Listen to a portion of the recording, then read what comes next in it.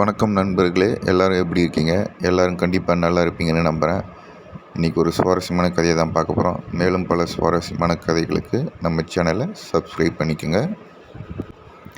India world cup ஜெயிச்சதை பற்றி தாங்க நம்ம பார்க்க போகிறோம். என்னடா எப்பயும் கதை தானே சொல்வேன், இன்றைக்கி என்ன புதுசாக கிரிக்கெட்டு பற்றிலாம் சொல்கிறேன் அப்படின்றீங்களா?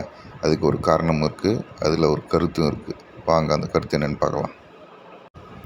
நம்ம எல்லாருக்குமே தெரியும், 2020 வேர்ல்டு கப் ஃபைனலில் இந்தியாவும் சவுத் ஆஃப்ரிக்காவும் விளாண்ட மேட்ச்சில் இந்தியா வேர்ல்டு கப் ஜெயிச்சிருக்குன்னு. ஆனால் போன வருஷம் 2023 50 ஓவர் வேர்ல்டு கப்பில் இந்தியா ஆஸ்திரேலியா கூட தோற்றது உங்கள் எல்லாருக்குமே தெரிஞ்சிருக்கும். அந்த தோல்வி எவ்வளோ பெரிய வழியை நமக்கெல்லாம் கொடுத்துருக்குன்னு உங்களுக்கு தெரிஞ்சிருக்கும். அது மட்டும் இல்லாமல் இந்திய அணிக்கும் எவ்வளோ பெரிய வருத்தத்தை கொடுத்துன்னு உங்களுக்கு தெரிஞ்சிருக்கும்.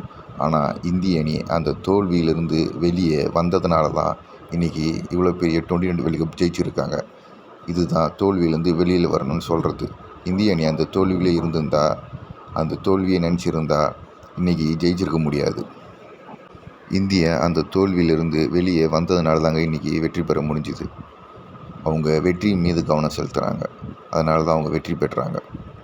அது மட்டும் இல்லை, India south Africa 2020 world cup final மேட்ச்சில் என்ரிச் கிளாஸ்னு விளையாடிட்டு இருக்கும்போது சவுத் ஆஃப்ரிக்கா அணிக்கு 27 பாலுக்கு 26 ரன்னு தான் தேவைப்பட்டது. இதனால் சவுத் ஆஃப்ரிக்கா எல்லாமே சுலபமாக ஜெயிச்சிடும்னு நினச்சாங்க. ஆனால் அந்த தோக்குற நிலைமையிலும் கூட இந்திய அணி தன்னுடைய நம்பிக்கையை விடாமல் தொடர்ந்து போராடினாங்க. அதனால தான் அவங்களால வெற்றி பெற முடிஞ்சுது. இந்திய அணி ஜெயிக்கிறதுக்கு 2 காரணம்: அவங்க தோல்வியிலிருந்து வெளில வந்தது, இன்னொன்று தோல்வி பெறும் நிலைமையில் இருந்தபோதும் கூட நம்பிக்கையை விடாமல் நம்ம ஜெயிப்போன்னு நம்பிக்கையோடு போராடினது.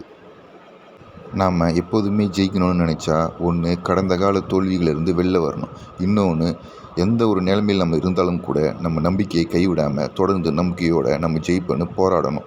இது தாங்க நம்மளுடைய வெற்றிக்கு காரணம். அதை தான் இந்திய அணி செஞ்சுருக்காங்க. அவங்களுக்கு ஒரு வாழ்த்துக்களை கமெண்டில் சொல்லுங்கள். நன்றி. வாழ்க நலமுடனும் வளமுடனும்.